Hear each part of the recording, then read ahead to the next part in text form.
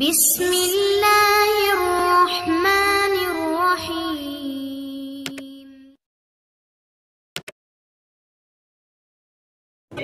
اعوذ باللہ من الشیطان الرجیم، بسم اللہ الرحمن الرحیم۔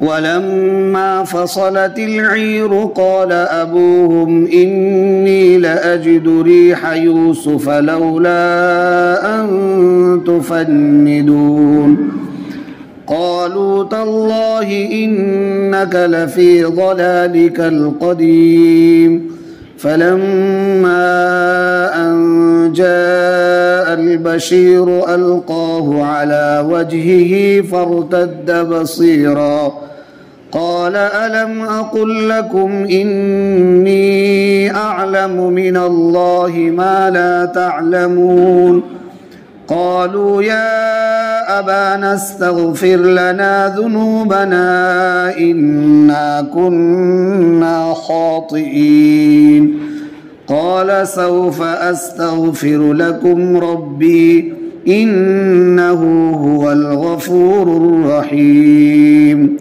صدق اللہ العظیم۔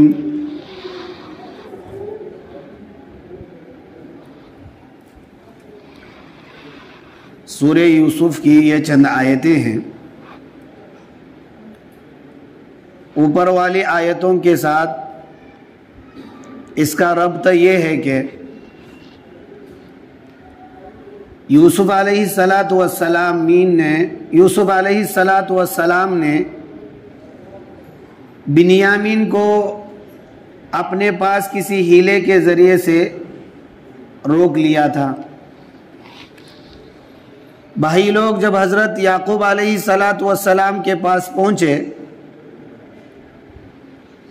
اور بنیامین کے روک لیے جانے کا مکمل واقعہ جب اپنے والد کو سنایا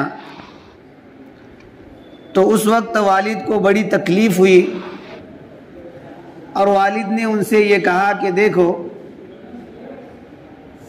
تم اب بنیامین کو بھی تلاش کرو، کسی طرح سے منت سماجت کر کر عزیز مصر سے ان کو چھڑا لو، اور یوسف کو بھی تلاش کرو۔ اللہ کے رحمت سے نا امید نہیں ہونا چاہیے، یوسف ملیں گے۔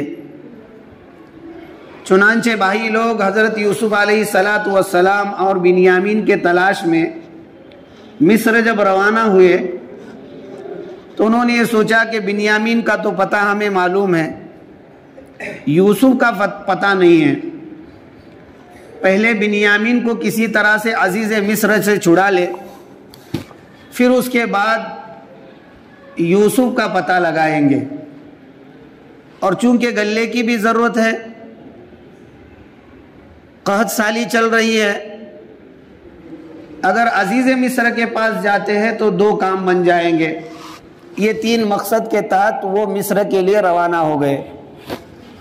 مصر جب پہنچے تو انہوں نے آپس میں یہ سوچا کہ اگر ہم بنیامین کا ابتداءً مطالبہ کریں گے تو یہ قابل قبول نہیں ہوگا، اس لیے پہلے ہم گلے کے بہانے عزیز مصر تک پہنچیں گے، یعنی یوسف علیہ السلام تک پہنچیں گے، گلے کے متعلق ان سے تذکرہ کریں گے،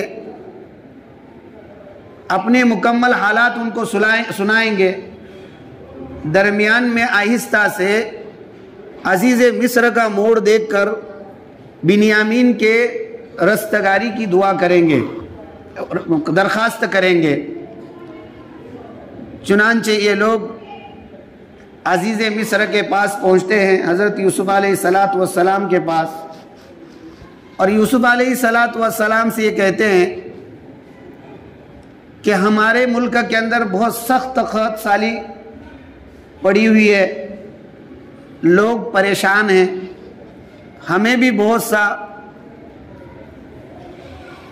مشکلوں کا سامنا کرنا پڑ رہا ہے، گلہ ہمارے پاس موجود نہیں ہے، ہمارے پاس کوئی خاطر خواہ پونجی نہیں ہے کہ ہم آپ کو دیں، ہم کچھ کھوٹی پونجی لے کر آئے ہیں، اس پونجی سے صرف نظر کرتے ہوئے، اس کو نہ دیکھتے ہوئے آپ ہمیں غلہ دیجئے، اور یہ آپ کی جانب سے ہمارے لیے خیرات ہوگی، اور اللہ تبارک و تعالیٰ صدقہ کرنے والوں کو ضائع نہیں کرتے، ان کا اجر اللہ تبارک و تعالیٰ ان کو عطا فرماتے ہیں۔ یوسف علیہ السلام کے سامنے انہوں نے جب اپنے ملک کے حالات پیش کیے، اپنے گھر والوں کے حالات پیش کیے، تو یوسف علیہ السلام کو ترس آیا اور دل بھر آیا۔ یوسف علیہ السلام سمجھ گئے کہ دوریاں ختم ہو چکی ہے، اب وصل کا وقت قریب آ چکا ہے، اللہ تبارک و تعالیٰ نے ملاقات کا فیصلہ کر لیا ہے، اس لیے اب ابتداءً جو ہے تعارف شروع کروایا، اور بھائیوں سے یہ پوچھا کہ کیا تم یوسف اور اس کے بھائیوں کے ساتھ جو معاملہ کر چکے ہیں اس کو تم جانتے بھی ہو، معلوم ہے تم نے کیا کیا ان کے ساتھ؟ تو ان کو ایک جھٹکا سا لگا، انہوں نے یہ سوچا کہ عزیز مصر اور یوسف کا کیا تعلق ہے؟ عزیز مصر یوسف کے متعلق کیسے پوچھ رہا ہے، جبکہ کئی سال گزر گئے، یوسف کو تو ہم نے کنویں میں ڈال دیا ہے، وہ تو مر چکے ہیں، ان کا ان کے ساتھ کیا تعلق ہے، اور یوسف کے متعلق یہ کیوں سوال کر رہے ہیں؟ تو انہوں نے عزیز مصر میں ہی غور کرنا شروع کیا، یوسف علیہ السلام میں ہی غور کرنا شروع کیا، تو یوسف علیہ السلام کی کچھ نشانیاں ظاہر ہونے لگی۔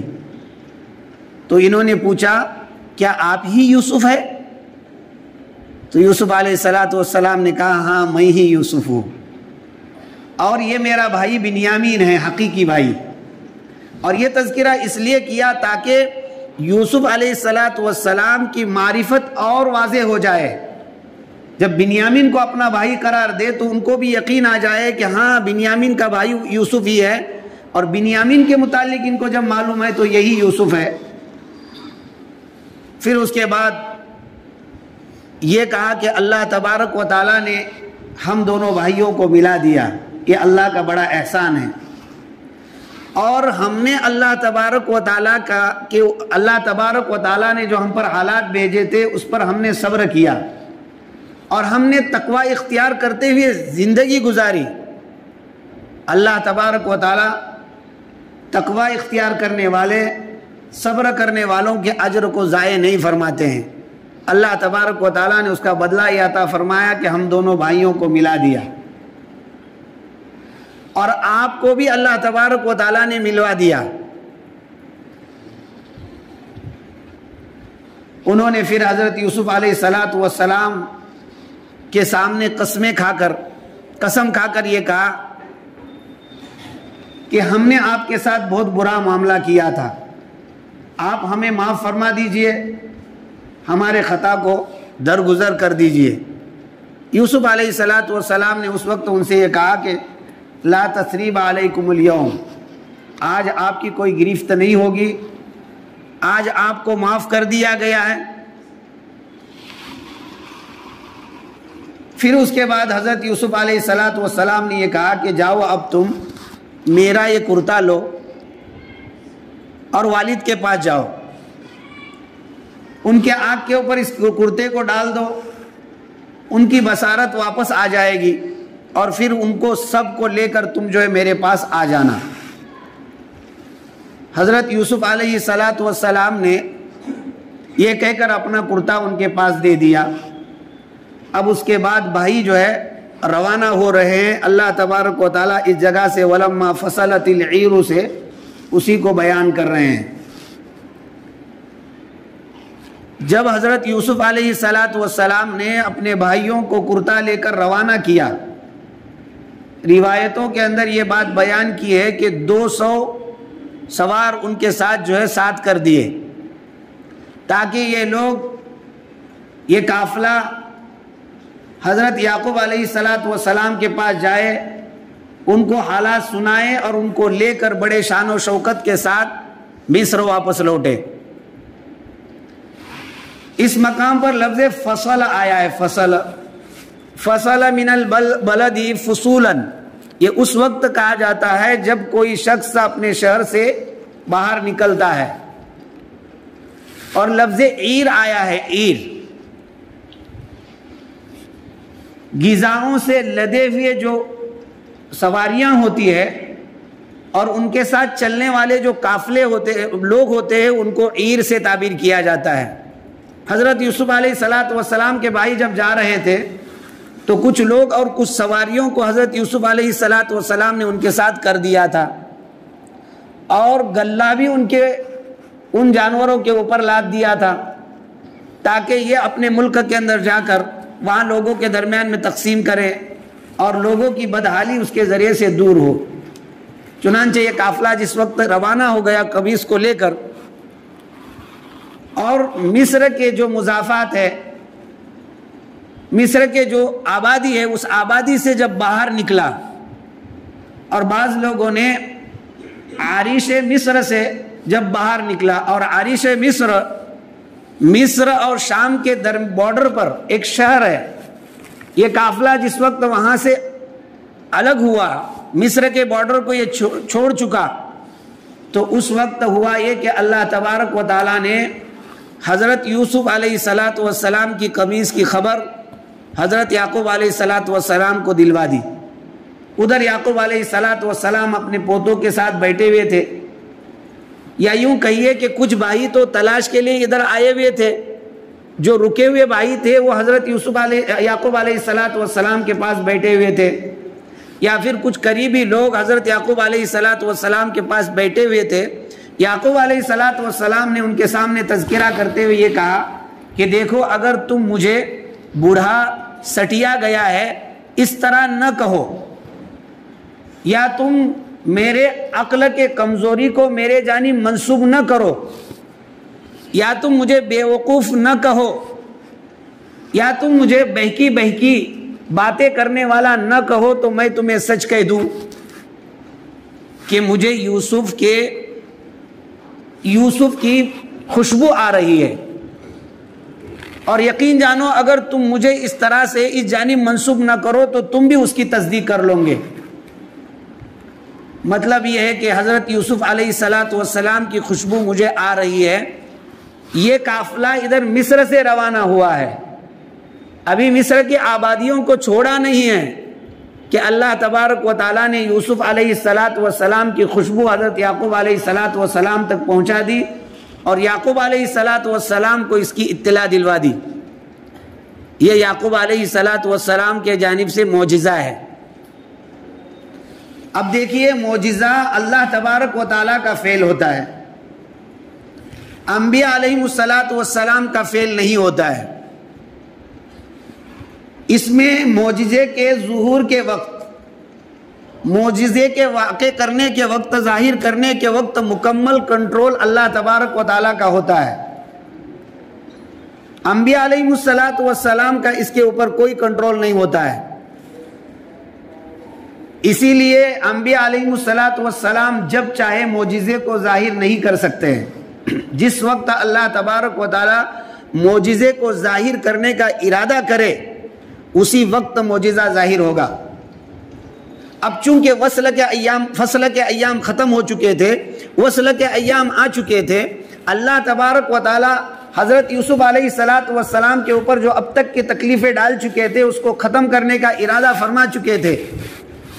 اس لیے اللہ تبارک و تعالیٰ نے یوسف علیہ السلام کے کرتے کے پہنچنے سے پہلے ہی یوسف علیہ السلام کی خوشبو کے ذریعے سے حضرت یعقوب علیہ السلام کو مطلع کر دیا. یہ بطور معجزہ ہوا.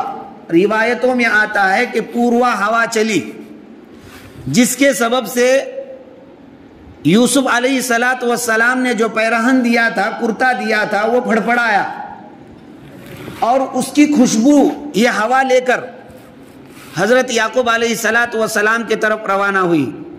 لیکن یہ خوشبو جنت سے آئی ہوئی تھی.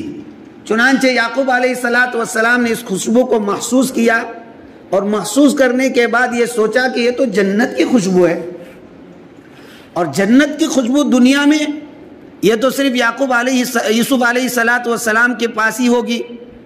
چنانچہ انہوں نے محسوس کیا کہ یوسف علیہ السلام ابھی حیات ہے، اور اپنے پاس قریبی جو لوگ تھے ان کو بتلا دیا کہ یوسف کی خوشبو مجھے آ رہی ہے، اور اس میں شک نہیں کرنا چاہیے۔ خود اللہ تبارک و تعالیٰ فرما رہے انی لاجد ریح یوسف، کہ یعقوب علیہ السلام نے کہا کہ میں یوسف علیہ السلام کی خوشبو پا رہا ہوں۔ تو اب یہ کتنی دوری تھی، مسافت تھی کہ یوسف علیہ السلام کی خوشبو وہاں پہنچی؟ ایک روایت کے مطابق 8 راتوں کی مسافت تھی، اتنی دوری تھی۔ حضرت عبداللہ ابن عباس رضی اللہ تعالیٰ عنہما کا قول ہے کہ یہ جو دوری تھی 8 سے 10 راتوں کی مسافت کی دوری تھی۔ حسن بصری رحمہ اللہ نے فرمایا کہ یہ 80 فرسخ کی دوری تھی، جو 250 میل کے قریب ہوتی ہے۔ اتنی لمبی دوری تھی، یہاں سے یوسف علیہ السلام کی خوشبو یعقوب علیہ السلام تک پہنچی۔ یہ معجزہ تھا، آدمی کو اس میں شک و شبہ اور وسوسے میں مبتلا نہیں ہونا چاہیے، اس لیے کہ اللہ تبارک و تعالیٰ انبیاء علیہ السلام سے ایسے معجزے پہلے ظاہر کر چکے ہیں۔ سلیمان علیہ السلام نے اپنے لوگوں سے یہ کہا، جناتوں سے یہ کہا کہ کون شخص بلقیس کے تخت کو یہاں پر لے کر آئے گا۔ ایک جن نے یہ کہا کہ میں لے کر آؤں گا اس کو، آپ کے اپنے مقام سے اٹھنے سے پہلے میں تخت کو اس جگہ پر لے کر آؤں گا۔ لیکن اللہ تبارک و تعالیٰ نے جس جن کو علم کی دولت سے مالا مال کیا تھا، اس نے سلیمان علیہ السلام سے یہ کہا کہ آپ پلک جھپکنے سے پہلے تخت اس جگہ پر لے آؤں گا۔ چنانچہ پلک جھپکنے سے پہلے بلقیس کا تخت حضرت سلیمان علیہ السلام کے سامنے حاضر کر دیا۔ تو جس طرح سے اس دوری کو پلک جھپکنے تک معجزے کے ذریعے سے حل کروایا گیا، اسی طرح سے یہاں کی دوری کو بھی معجزے کے ذریعے سے لپیٹ دیا گیا، اور یہ خوشبو حضرت یوسف علیہ السلام کی یعقوب علیہ السلام کے پاس پہنچی۔ اللہ تعالیٰ نے جس طرح سے ہواؤں کو حضرت سلیمان علیہ السلام کے لیے مسخر کیا تھا، اور ہواؤں کو جس جانب وہ جانے کا حکم دیتے تھے اس جانب حضرت سلیمان علیہ السلام کے تخت کو ہوائیں لے کر چلتی تھی، اسی طرح سے یہ ہوائیں حضرت یوسف علیہ السلام کے خوشبو کو لے کر چلی اور یعقوب علیہ السلام تک اس کو پہنچا دیا۔ نبی کریم صلی اللہ علیہ وسلم کے بعد جب حضرت عمر بن الخطاب رضی اللہ تعالیٰ عنہ امیر المومنین بنے تو نیاوند کے جانب ایک لشکر بھیجا تھا۔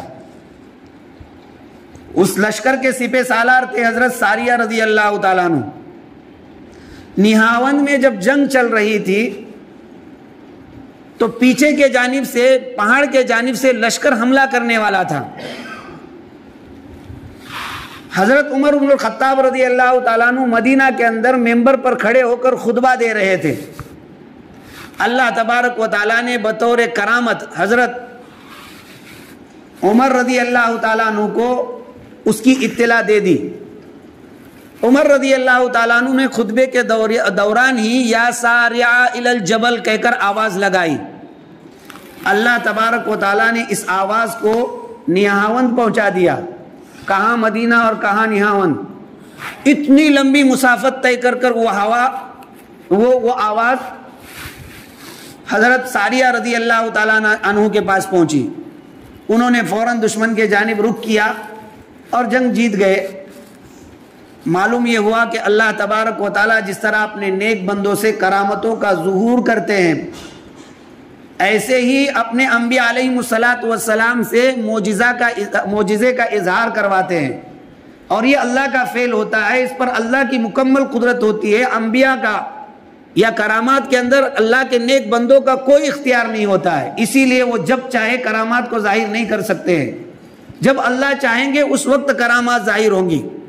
اسی لیے جب کنانی کے اندر قریب کے ایک کنویں کے اندر حضرت یوسف علیہ السلام تھے تو اس وقت آپ کی نہ خوشبو آئی نہ آپ کے وجود کا کوئی احساس حضرت یعقوب علیہ السلام کو ہوا، اور نہ کسی اور طرح سے حضرت یعقوب علیہ السلام کی حضرت یعقوب علیہ السلام کو یوسف علیہ السلام کی اطلاع ہوئی، کسی ذریعے سے کوئی اطلاع نہیں ہوئی، جبکہ کنعان ہی کے کنویں کے اندر قریب میں حضرت یوسف علیہ السلام تھی۔ کیوں؟ اس لیے کہ اللہ تبارک و تعالیٰ کو فصل مقصود تھا، حالات مقصود تھے، اس حالات کے تحت میں ان کو وہاں تک لے جایا گیا، لیکن جب یہ فصل کا وقت ختم ہوا، وصل کا وقت آیا، تو اللہ تبارک و تعالیٰ نے حضرت یعقوب علیہ السلام کا جو امتحان تھا وہ مکمل ہوا، تو اب اس خوشبو کو حضرت یعقوب علیہ السلام تک پہنچا دیا۔ اللہ تبارک و تعالیٰ اس مقام پر قرآن مجید میں ارشاد فرما رہے وَلَمَّا فَصَلَتِ الْعِيرُ، جب قافلے والے مصر سے نکل چکے، فصلہ یعنی جدا ہوئے مصر سے الگ ہوئے، قال ابوہم، ان کے ابو یعنی یعقوب علیہ السلام نے کہا۔ اب کن کو کہا؟ اس میں 3 قول ہے، ان کے پوتے وہاں بیٹھے ہوئے تھے ان کو کہا، یا کچھ بھائی ادھر آئے ہوئے تھے، کچھ وہاں رکے ہوئے تھے، تو جو بھائی وہاں موجود تھے ان کو کہا، یا پوتے اور ان کے قریبی رشتہ دار وہاں بیٹھے ہوئے تھے ایک نبی اللہ کے پاس، تو ان کو کہا انی لاجد ریح یوسف، یقیناً میں یوسف علیہ السلام کی خوشبو پا رہا ہوں، لولا ان تفندون، اگر تم مجھے کم عقل ہونے کے جانب منسوب نہ کرتے ہو، اگر تم مجھے بیوقوفی کے جانب منسوب نہ کرتے ہو، تو میں تمہیں کہہ رہا ہوں کہ یوسف کی خوشبو مجھے آ رہی ہے۔ یعقوب علیہ السلام نے جب یہ بات ان سے کہی تو ظاہر سی بات ہے وہ پوتے ہو یا بیٹے ہوئے وہاں بیٹے ہو، تو انہوں نے یہ کہا کہ دیکھو آپ تو ایک پرانی گمراہی کے اندر ہو۔ پرانی گمراہی کیا تھی؟ پرانی تاریکی یہ تھی کہ یوسف علیہ السلام کو جدا ہو کر ایک زمانہ ہو چکا ہے، اور سب بھائی تو یہ سوچ چکے تھے کہ یوسف علیہ السلام کا انتقال ہو چکا ہے، وہ ابھی موجود نہیں ہے، اور والد یہ کہہ رہے کہ جاؤ یوسف کو تلاش کرو، یوسف کا پتہ لگاؤ، اس لیے چند بھائیوں کو بھیج بھی دیا ہے، اور اب یہ کہہ رہے کہ میں یوسف کی خوشبو پا رہا ہوں۔ تو جب سے یوسف جدا ہوئے ہیں، یوسف کے یاد میں ہی لگے ہوئے ہیں، تو یہ پرانی جو آپ کی کمزوری ہے یا پرانی جو یہ تاریکی ہے، آپ اسی کے اندر ابھی مبتلا ہو، ورنہ یوسف کی خوشبو کہاں ہے؟ آگے وہی کہہ رہے قالو، انہوں نے کہا، یعنی جو اس مقام پر موجود تھے ان لوگوں نے یہ کہا تاللہ، خدا کی قسم، انکا، یقیناً آپ تو لفی ضلالک القدیم، پرانی ہی تاریکیوں کے اندر ہو۔ پرانی تاریکی کیا ہے؟ پرانی تاریکی ہے کہ یوسف کے متعلق ایک خیال باندھ لیا ہے کہ وہ ابھی موجود ہے، وہ ابھی حیات ہے، وہ مرے نہیں ہیں، اس طرح کا تمہارا یہ خیال کرنا یہ پرانی تاریکی ہے، تم اسی کے مطابق چل رہے، ورنہ یوسف کہاں اور اس کی خوشبو کہاں؟ اللہ تبارک و تعالی آگے فرماتے فلما انجا البشیر القاہ علی وجہہ فرتد بصیرا، پس جب یہ مصر سے قافلہ چل رہا تھا، چلتے چلتے کنعان پہنچ گیا، اور یعقوب علیہ السلام کے پاس خوشخبری دینے والا آیا۔ اب یہ بشیر کون تھا؟ اس کے متعلق مختلف روایات ہے۔ بعض لوگوں نے یہ کہا کہ بشیر وہ شمعون تھا جو یعقوب علیہ السلام کا بیٹا ہوتا ہے۔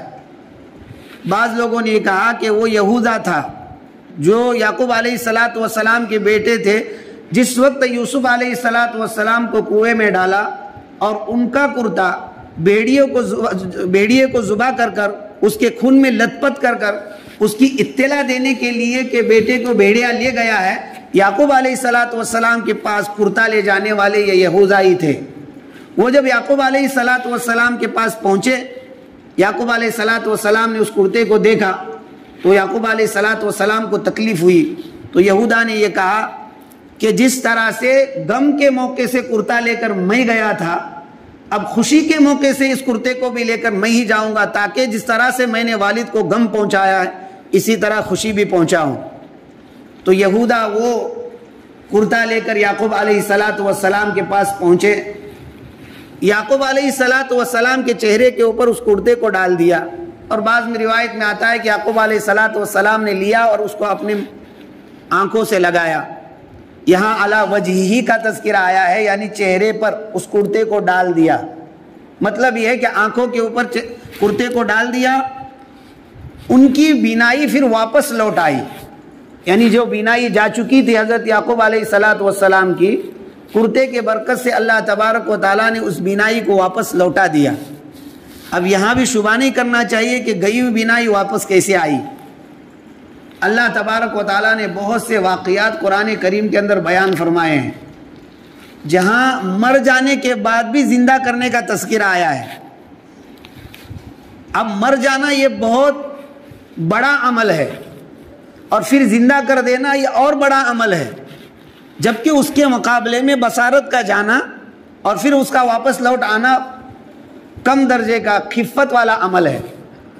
اب جب بڑے درجے کا عمل جب وجود کے اندر آتا ہے تو یہ چھوٹا سا عمل کیوں نہیں وجود میں آئے گا؟ ابراہیم علیہ السلام نے جس وقت اللہ تبارک و تعالیٰ سے سوال کیا کہ آپ مردوں کو کس طرح زندہ کرتے ہیں، تو اس موقع سے یہ کہا گیا کہ کیا آپ اس پر ایمان نہیں لاتے ہیں؟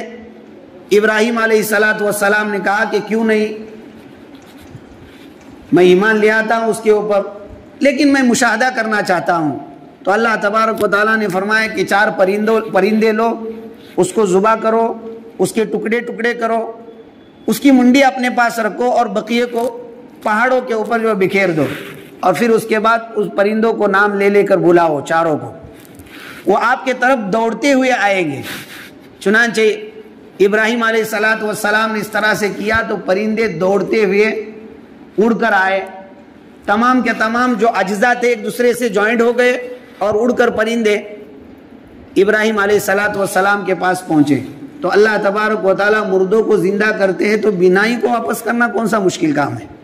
اس لیے شک نہیں کرنا چاہیے، جب کرتا ڈال دیا گیا بینائی واپس لوٹ کر آئی حضرت یعقوب علیہ السلام کو۔ تو اس وقت یعقوب علیہ السلام نے کہا کیا میں نے تم کو نہیں کہا تھا کہ اللہ تبارک و تعالیٰ نے مجھے وہ علم دیا ہے جس کو تم نہیں جانتے ہو، میں اس علم کے تحت اچھی طرح جانتا ہوں۔ اور وہ کیا علم؟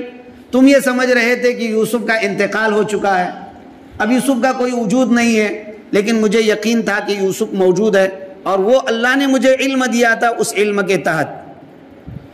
یا اس کے علاوہ وہ چیزیں کہ میں نے تم کو یہ کہا تھا کہ تم یوسف کو تلاش کرنے کے لیے جاؤ، لیکن اس وقت تم نے یہ کہا کہ یوسف کہاں ہوں گے، لیکن مجھے اللہ نے جو علم دیا تھا اس علم کے تحت میں نے تم کو کہا تھا، تم نہیں جانتے تھے اس چیز کو جس کو میں جانتا تھا۔ آگے حضرت یعقوب علیہ السلام نے بیٹوں سے کہا، قال یعقوب علیہ السلام نے کہا الم اقل لکم، کیا میں نے تم سے نہیں کہا تھا انی اعلم من اللہ، میں اللہ تبارک و تعالیٰ کے جانب سے وہ علم رکھتا ہوں ما لا تعلمون، جس کو آپ نہیں جانتے ہو۔ تو گویا نبی ہوں، نبی ہونے کی حیثیت سے اللہ نے جو مجھے علم دیا ہے وہ آپ کو نہیں دیا ہے، اس علم کے تحت میں جو جن چیزوں کو جانتا ہوں آپ اس کو نہیں جانتے ہیں۔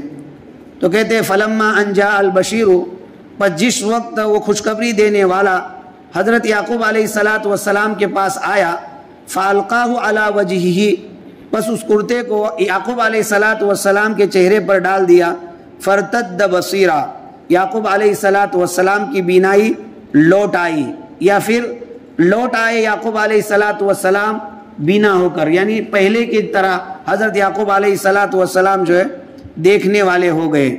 اس وقت یعقوب علیہ السلام نے کہا الم اقل لکم، کیا میں نے تمہیں نہیں کہا تھا کہ میں اللہ تبارک و تعالیٰ کے جانب سے وہ علم دیا گیا ہوں ما لا تعلمون، جس کو تم نہیں جانتے ہو۔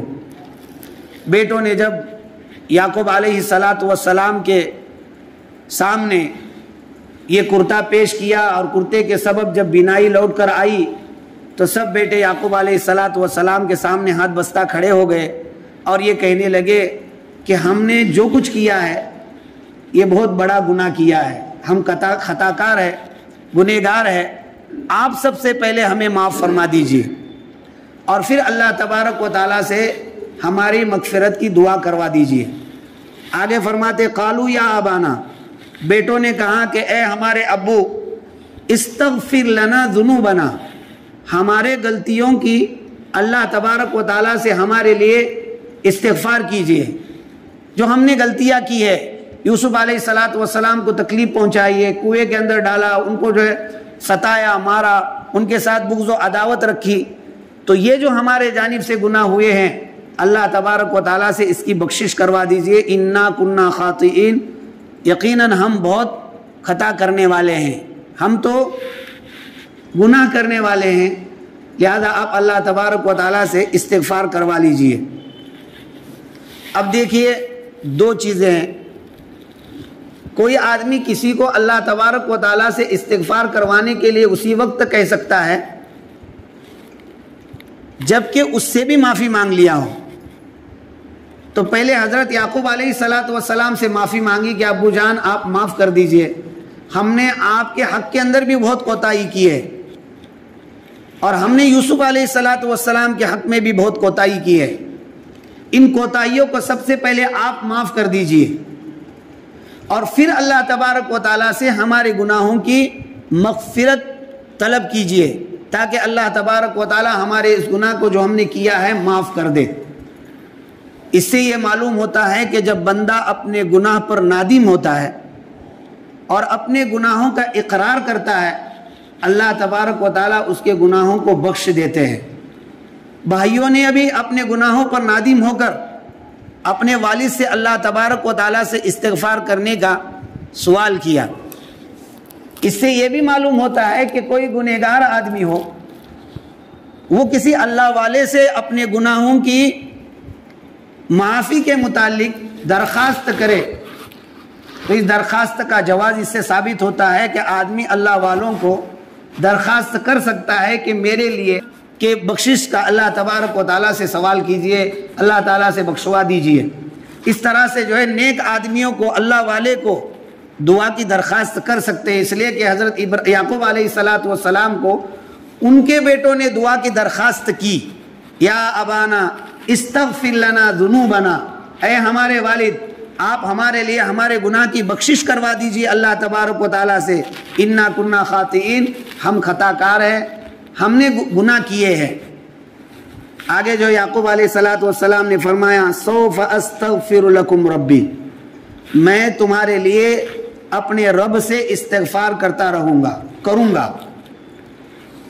ابھی یہاں دو چیزیں ہیں، اگر کسی اللہ والے سے کسی نے دعاؤں کے لیے کہا، درخواست کی، تو دو طریقے ہیں، ایک تو یہ کہ اسی وقت اللہ والے دعا کر دے، کام ہو جائے گا، یا پھر وعدہ کر لے۔ حضرت یعقوب علیہ السلام نے اس وقت دعا نہیں کی، وعدہ کیا کہ ان قریب میں تمہارے لیے تمہارے گناہوں کی بخشش اللہ تبارک و تعالیٰ سے کرواؤں گا۔ فی الفور ان کے گناہوں کی بخشش اللہ تبارک و تعالیٰ سے نہیں کروائی۔ ایسا کیوں کیا؟ مفسرین کرام نے 4 اقوال اس مقام پر لکھے ہیں۔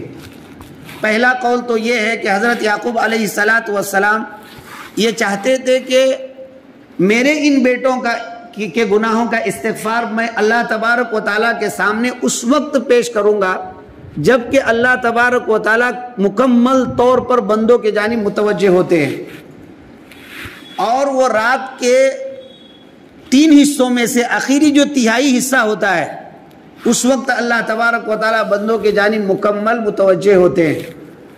آسمان دنیا پر اللہ تبارک و تعالیٰ کا نزول ہوتا ہے، مطلب یہ ہے کہ اللہ تعالیٰ توجہ فرماتے ہیں، اور پھر اللہ تعالیٰ سوال کرتے ہیں کوئی مانگنے والا کہ میں اس کی مراد کو پورا کروں، ہے کوئی سوال کرنے والا کہ میں اس کے سوال کو پورا کروں، ہے کوئی بخشش کرنے والا کہ میں اس کی بخشش کر دوں۔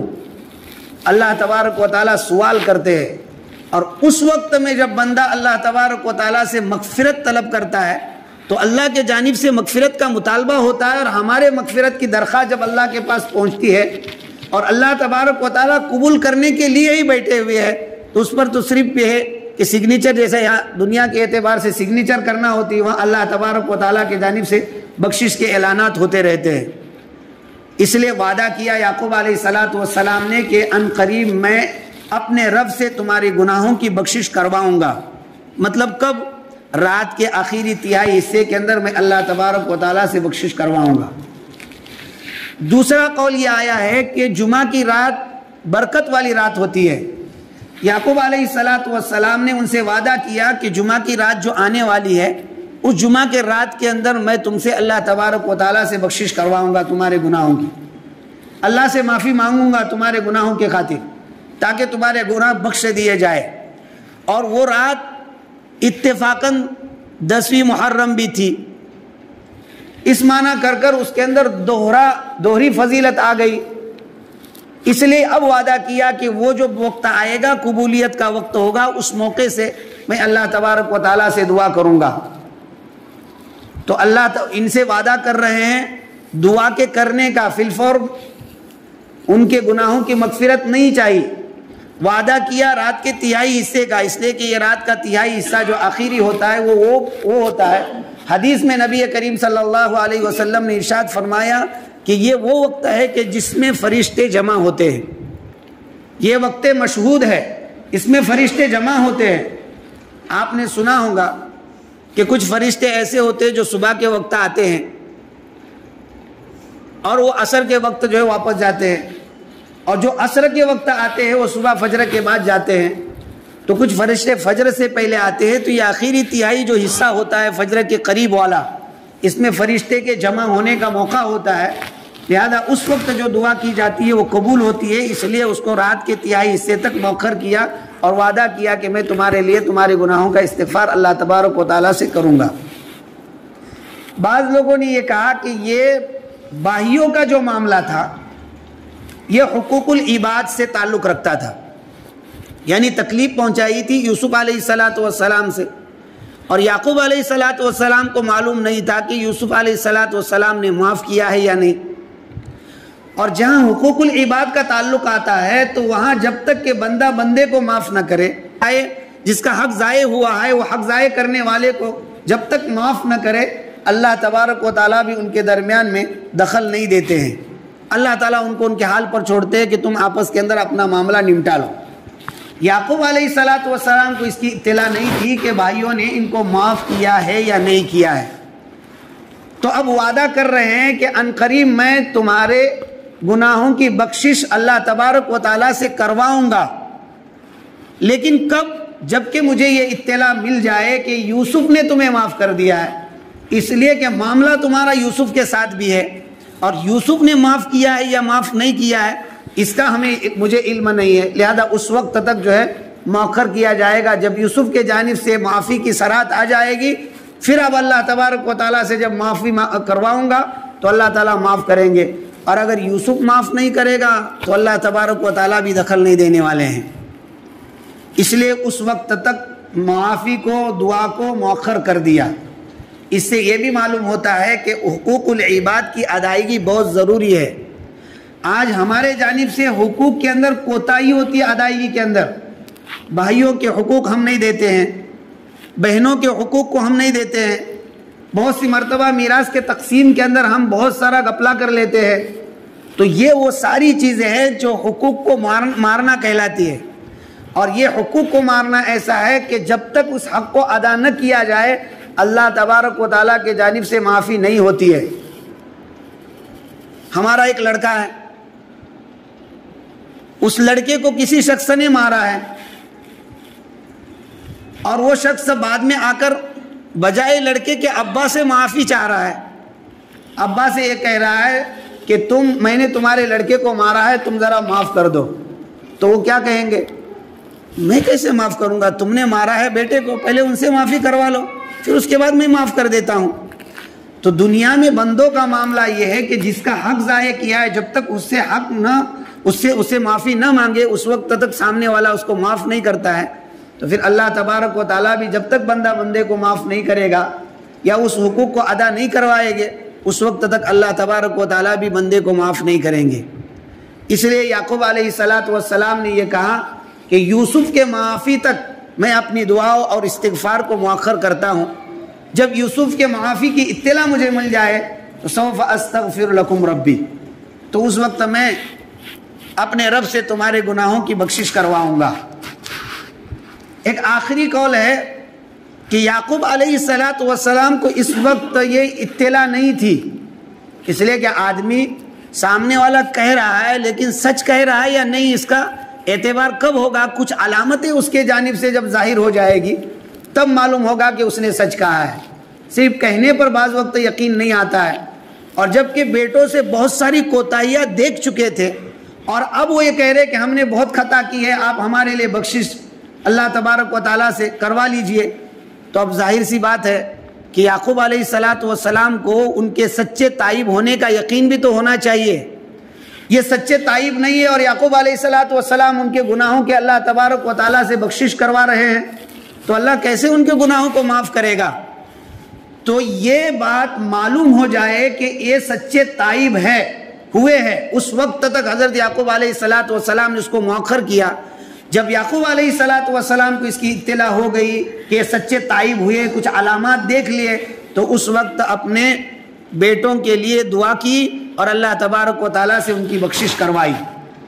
روایتوں کے اندر آتا ہے یعقوب علیہ السلام نے جو یہ وعدہ کیا تھا، اس وعدے کو اس طور پر نبھایا کہ 20 سال تک برابر رات کے تہائی حصے میں اپنے بیٹوں کے لیے استغفار کرتے تھے اللہ تبارک و تعالیٰ سے، 20 سال تک۔ اس سے یہ بات بھی معلوم ہوتی ہے کہ جو وعدہ کیا جاتا ہے اس وعدے کا نبھانا بھی کتنا ضروری ہے۔ اگر آدمی وعدے کو نہیں نبھاتا ہے، گنہگار ہوتا ہے اس وقت۔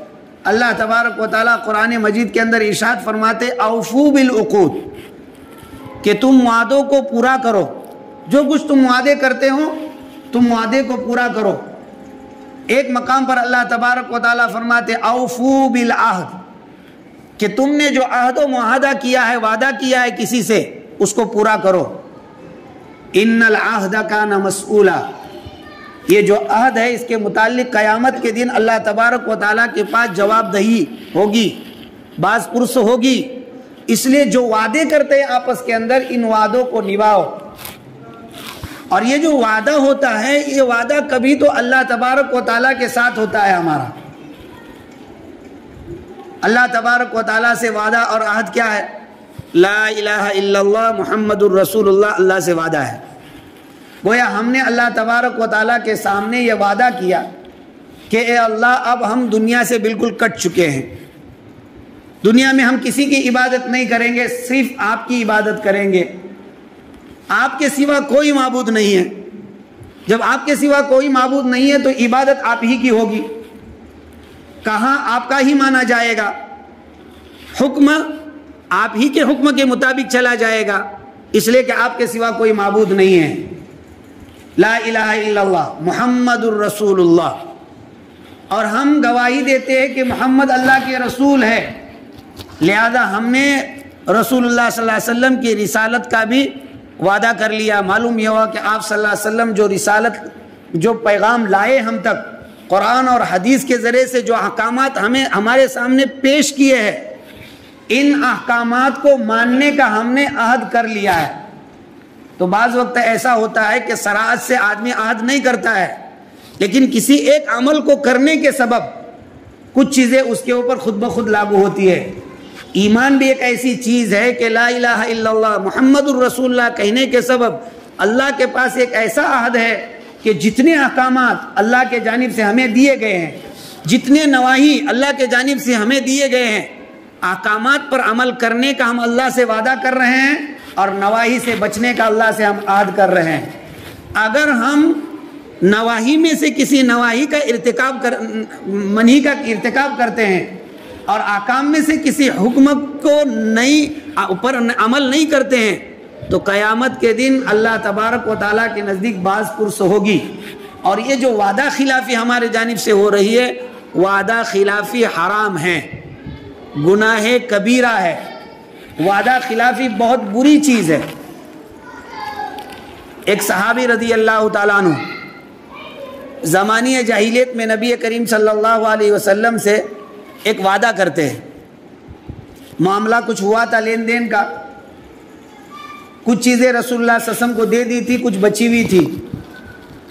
انہوں نے یہ کہا کہ میں گھر جاؤں گا, گھر سے لے کر آتا ہوں, آپ کو اسی مقام پر لا کر دوں گا. جب وہ گھر چلے گئے, اپنے کام میں لگ گئے, یاد نہیں رہا. وہ دن گزر گیا, اس کے بعد کا دن گزر گیا. تیسرے دن کی صبح جب ہوئی تو یاد آیا کہ میں نے وعدہ کیا ہے. ابھی وہ مسلمان نہیں ہوئے تھے. وہ جب وہاں واپس پہنچے تو رسول اللہ صلی اللہ علیہ وسلم کو اسی جگہ پر پایا.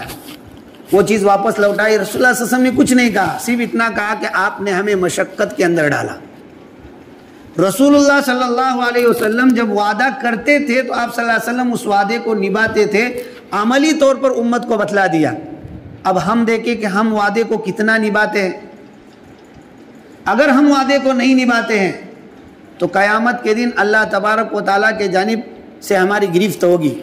اور وعدے کو نہ نبھانے پر اللہ تبارک و تعالیٰ نے کتنی سخت وعید ہمیں بیان کی, ہم سمجھ سکتے ہیں. اللہ تعالیٰ فرماتے بلا من اوفا بعہدہ واتقى, کیوں نہیں, جو شخص اللہ کے عہد کو پورا کرے, واتقى, اور اللہ تبارک و تعالیٰ سے پرہیزگاری اختیار کرے, اللہ پرہیزگاری اختیار کرے, تقوی اختیار کرے. ان اللہ یحب المتقین, اللہ تبارک و تعالیٰ ایسے متقی لوگوں سے, وعدے کو پورا کرنے والے لوگوں سے محبت فرماتے ہیں. اگر ہم وعدے کی پاسداری کرتے ہیں تو اللہ تبارک و تعالیٰ محبت کرتے ہیں. ایک صلہ ہمارے یہ ملتا ہے, جب اللہ محبت کر لے معاملہ ہی ختم ہو گیا. اور جب وعدے کو توڑتے ہیں تو اس کے اوپر اللہ 5 سزائیں تو قرآن نے بیان کی ہے, اس کے علاوہ بھی بہت سی ہوگی. اللہ تبارک و تعالیٰ بیان فرماتے ہیں کہ جو لوگ الذین ینقضون عہد اللہ من بعد میثاقہ ویقطعون ما امر اللہ بہ ان یوصل ویفسدون فی الارض, 3 چیزیں بیان کی. وہ لوگ جو اللہ تبارک و تعالیٰ سے پختہ عہد کر لینے کے بعد اس کو توڑ دیتے ہیں, پہلی چیز. دوسری چیز, صلہ رحمی کرنے کا اللہ نے حکم دیا ہے, اس صلہ رحمی کو نہیں کرتے ہیں. اور تیسری چیز فساد فی الارض, زمین کے اندر فساد مچاتے ہیں. تو یہ 3 گناہ کی سزا اللہ تبارک و تعالیٰ فرماتے اولئک لہم اللعنۃ ولہم سوء الدار, ان کے لیے اللہ تبارک و تعالیٰ کے لیے طرف سے لعنت ہے ان کے اوپر, پہلی سزا. ولہم سوء الدار, اور سوء دار سے یا جہنم مراد ہے, اور ان کے لیے جہنم ہے. تو جو لوگ وعدے کو توڑتے ہیں یا یہ 3 گناہ جو بیان کیے اس کے مرتکب ہے تو ان پر اللہ کی لعنت ہوتی ہے اور ان کے لیے برا گھر یعنی جہنم ہوتا ہے. یہ تو سزا ہو گئی 2 اللہ تبارک و تعالیٰ کی جانب سے. دوسرے مقام پر اللہ تعالیٰ فرماتے ان الذین یشترون بعہد اللہ وایمانہم ثمنا قلیلا, جو لوگ اللہ تبارک و تعالیٰ سے کیے ہوئے وعدوں اور اللہ تبارک و تعالیٰ کا نام لے کر کھائے ہوئے قسموں کو تھوڑے سے مال کے خاطر توڑ دیتے ہیں. یشترونا کے معنی آتے ہیں وہ بیچ دیتے ہیں, مطلب اس کو توڑ دیتے ہیں. اللہ تبارک و تعالیٰ ان کے لیے سزا سنا رہے اولئک لا خلاق لہم فی الآخرہ, آخرت میں ان کے لیے کوئی حصہ نہیں ہے ثواب کا. اللہ تعالیٰ ان کو آخرت میں ثواب نہیں دیں گے. ولا یکلمہم, دوسری سزا اللہ ان سے بات نہیں کریں گے. تیسری سزا ولا ینظر الیہم یوم القیامہ, اللہ تبارک و تعالیٰ رحمت کی نظر سے ان کی طرف نہیں دیکھیں گے. چوتھی سزا ولا یزکیہم, اللہ تعالیٰ ان کو گناہوں سے پاک نہیں کریں گے. اللہ تبارک و تعالیٰ کے جانب سے بندوں پر رحمت یہ ہے کہ بعض وقت بندہ معافی نہیں مانگتا ہے اللہ سے, لیکن وہ نماز روزہ برابر جو ہے عبادات کے اندر لگا رہتا ہے. تو ان عبادتوں کے ذریعے سے اللہ تعالیٰ اس کے چھوٹے چھوٹے گناہوں کو معاف فرما دیتے ہیں. اس کو معلوم بھی نہیں ہوتا ہے. اللہ فرما ان الحسنات یذہبن السیئات, حسنات جو ہے اس کے گناہوں کو ختم کر دیتے ہیں. تو نیکیاں بعض وقت گناہوں کو مٹا دیتی ہے. تو اس طرح سے عبادات کے ذریعے سے اللہ گناہوں کو مٹا دیتے ہیں. اللہ فرماتے ولا یزکیہم, اس کو پاک نہیں کیا جائے گا, گناہوں سے اس کو پاک نہیں کیا جائے گا. اور 5ویں سزا بیان کا وَلَهُمْ عَذَابٌ علیم, اس کے لیے دردناک عذاب ہے. 7 سزائیں قرآن بتلا رہا ہے وعدہ پورا نہ کرنے پر. اور یاد رکھیے جب رسول اللہ صلی اللہ علیہ وسلم نے فرمایا جب زمانے کے اندر وعدہ خلافی عام ہو جائے گی اللہ تبارک و تعالیٰ ظالم بادشاہ کو ان پر مسلط کر دے گا. آج ہمارے وعدے کا ہم کو کوئی احساس اور پاسداری ہی نہیں ہے.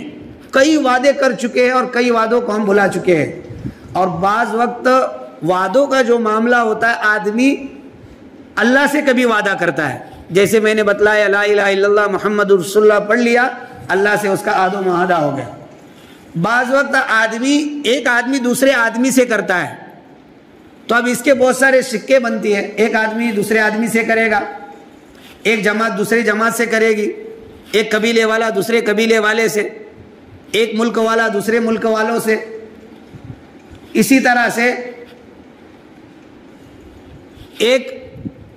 ایک کھاتے والا دوسری کھاتے والے سے. یہ معاہدے چلتے رہیں گے. اسکول میں اساتذہ طلبہ سے معاہدہ کروائیں گے.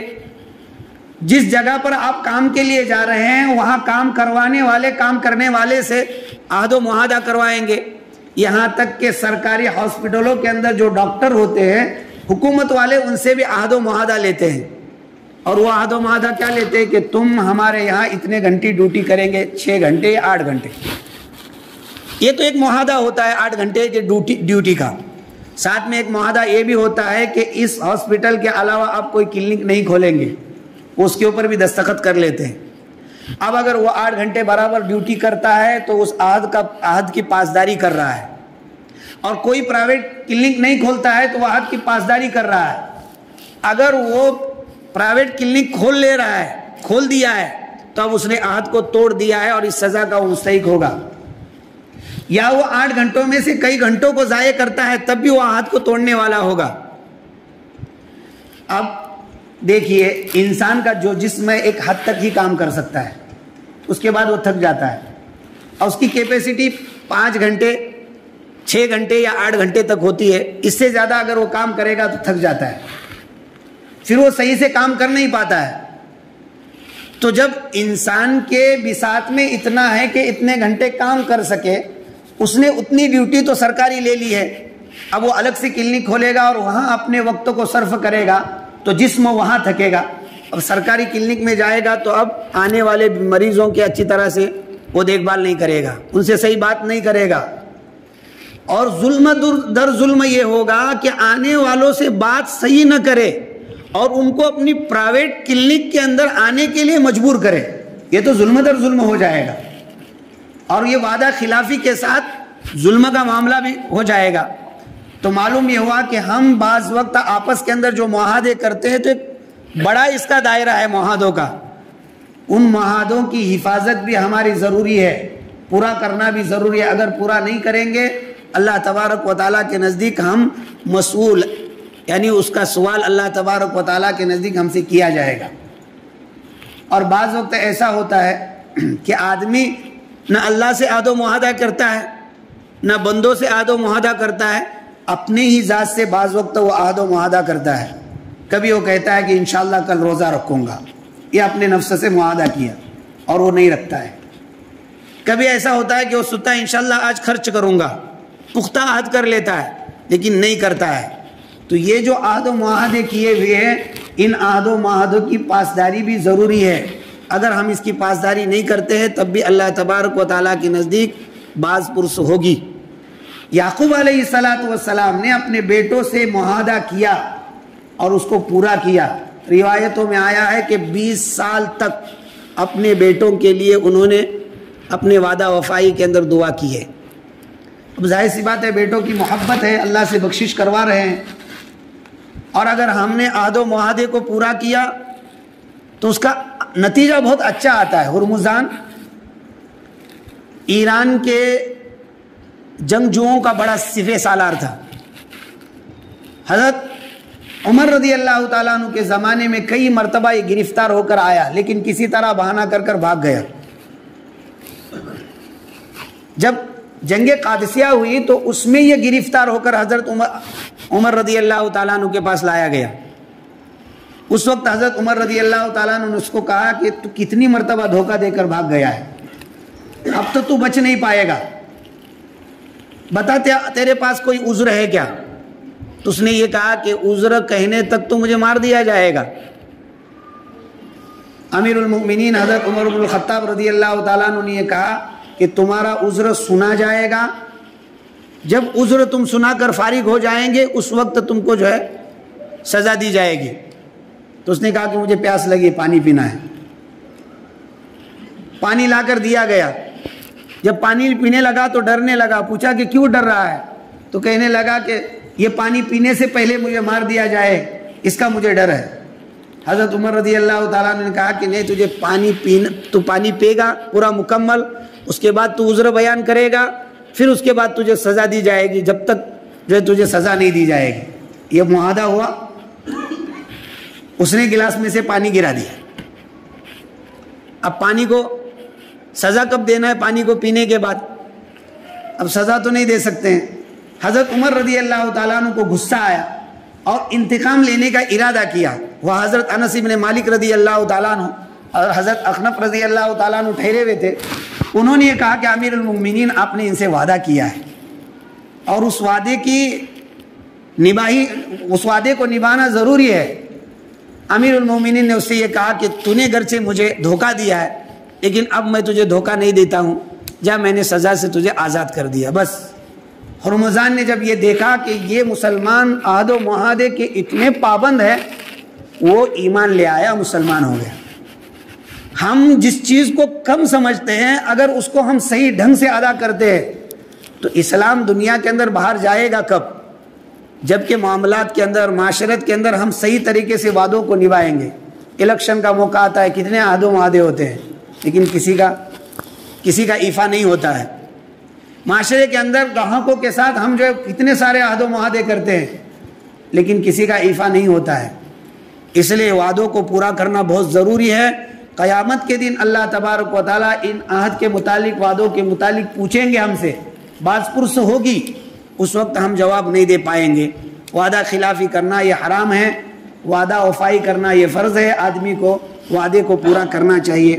یعقوب علیہ السلام فرماتے ہیں سوف استغفر لکم ربی، میں ان قریب تمہارے لیے میرے رب سے استغفار کروں گا، انہ هو الغفور الرحیم، بے شک اللہ تبارک و تعالیٰ بخشنے والے رحم کرنے والے ہیں۔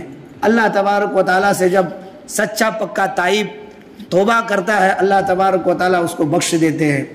اس سے یہ بھی معلوم ہوا کہ آدمی کو پہلے تائب ہونا چاہیے، جب سچے تائب ہونے کی سامنے والے کو اطلاع ہوتی ہے تو اس کا استغفار بھی کام آتا ہے، اور سچے تائب ہونے کے بعد اللہ تبارک و تعالیٰ بھی اس کو بخش دیتے ہیں۔ یہ حضرت یعقوب علیہ السلام کے واقعے سے ہمیں کچھ سبق ملتے ہیں۔ اللہ تبارک و تعالیٰ ہم تمام کو اس پر عمل کرنے کی توفیق عطا فرمائیں۔ قرآن مجید کے اندر اللہ تبارک و تعالیٰ فرماتے ہیں وَلَمَّا فَصَلَتِ الْعِيرُ، جب قافلہ مصر سے نکلا، قال ابوہم، تو ان کے ابو یعقوب علیہ السلام نے کہا انی لأجد ریح یوسف، یقیناً میں یوسف علیہ السلام کی خوشبو کو پا رہا ہوں، لولا ان تفندون، اگر تو مجھے بہکی بہکی باتیں کہنے والا نہ کہے۔ قالوا تاللہ انک لفی ضلالک القدیم، انہوں نے کہا خدا کی قسم آپ تو پرانی تاریکیوں کے اندر ہے۔ فلما ان جاء البشیر، پر جس وقت خوشخبری سنانے والا آیا، القاہ علی وجہہ، اس قمیص کو یعقوب علیہ السلام کے چہرے پر ڈالا، فرتد بصیرا، یعقوب علیہ السلام لوٹ کر دیکھنے والے ہو گئے، یعنی جو بینائی ختم ہو گئی تھی وہ بینائی لوٹ کر آئی اور پھر یعقوب علیہ السلام بصیرہ دیکھنے والے ہوئے۔ قال الم اقل لکم، یعقوب علیہ السلام نے کہا کیا میں نے تم کو نہیں کہا تھا انی اعلم من اللہ ما لا تعلمون، میں اللہ تبارک و تعالیٰ کے جانب سے وہ علم رکھتا ہوں ما لا تعلمون، جس کو آپ نہیں جانتے ہو۔ جب بیٹوں نے یہ بات دیکھی تو یعقوب علیہ السلام سے معافی مانگی۔ قالوا، بیٹوں نے کہا یا ابانا، اے ہمارے ابو، استغفر لنا ذنوبنا، آپ ہمارے لیے ہمارے گناہوں کی بخشش کروا دیجئے۔ اب ظاہر سی بات ہے کہ آدمی بذات خود جب نہیں معاف کرے گا تو اللہ سے بخشش کیوں کروائے گا؟ یعقوب علیہ السلام نے اللہ سے بخشش کروائی، اس کا مطلب یہ ہوا کہ پہلے بذات خود معاف کیا، پھر اس کے بعد اللہ تبارک و تعالیٰ سے بخشش کروائی۔ انا کنا خاطئین، ہم تو خطا کار ہیں۔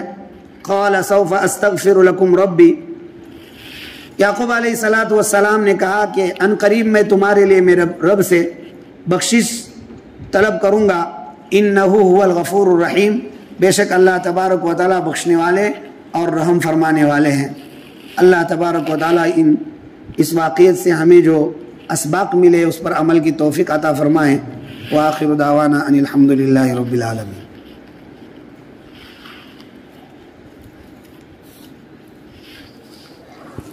اللہم انت السلام ومنک السلام، تبارکت ربنا وتعالیت یا ذا الجلال والاکرام۔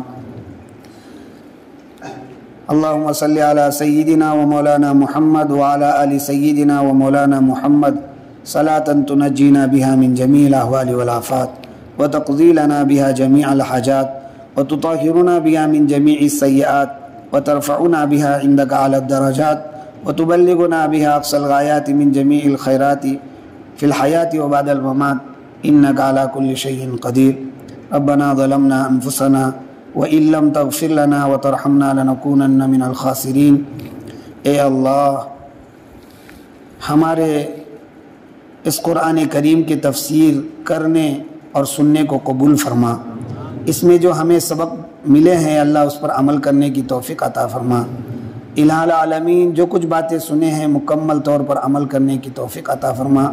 قرآن کے نور سے ہمارے سینوں کو منور فرما، قرآن کے احکامات پر عمل کرنے کی توفیق عطا فرما، قرآن کو اپنا رہنما بنانے کی توفیق عطا فرما، قرآن ہی سے اپنے مسئلوں کو حل کرنے کی اور احادیث کے ذریعے سے اپنے مسئلوں کو حل کرنے کی توفیق اور سعادت عطا فرما۔ اے اللہ قرآن سے ہٹ کر ہم زندگی گزارے اس سے ہماری حفاظت فرما، احادیث سے ہٹ کر زندگی گزارے اس سے ہماری حفاظت فرما۔ انبیاء علیہم الصلاۃ والسلام کی سیرتوں اور سنتوں کے مطابق زندگی گزارنے کی توفیق اور سعادت عطا فرما۔ وہ زندگی جس سے تو خوش ہوتا ہے وہ زندگی گزارنے کی توفیق اور سعادت عطا فرما۔ حقوق والے کے حقوق کی ادائیگی کی توفیق عطا فرما۔ اے اللہ کسی کا حق ضائع کرنے سے ہماری مکمل حفاظت فرما۔ الہ العالمین اپنے گھر والوں کے لیے اپنے لیے استغفار کرنے کی توفیق عطا فرما۔ الہ العالمین اپنا فضل فرما کر آنے والے مصیبتوں پر صبر کی توفیق عطا فرما۔ اے اللہ بہتر تو یہ کہ ہمارے لیے عافیت کی زندگی نصیب فرما، ہمارے ساتھ عافیت کا معاملہ فرما۔ ہم کمزور ہیں، تکالیف کو برداشت نہیں کر سکتے ہیں، ہر وقت ہمیں خوش و خرم زندگی نصیب فرما۔ جو مانگا عطا فرما، مانگنے سے رہ گیا عطا فرما۔ جناب محمد الرسول اللہ صلی اللہ علیہ وسلم کے صدقے طفیل ہمارے دعاؤں کو قبول فرما۔ صلی اللہ تعالیٰ علی خیر خلقہ محمد وعلی آلہ وصحبہ اجمعین برحمتک یا ارحم الراحمین۔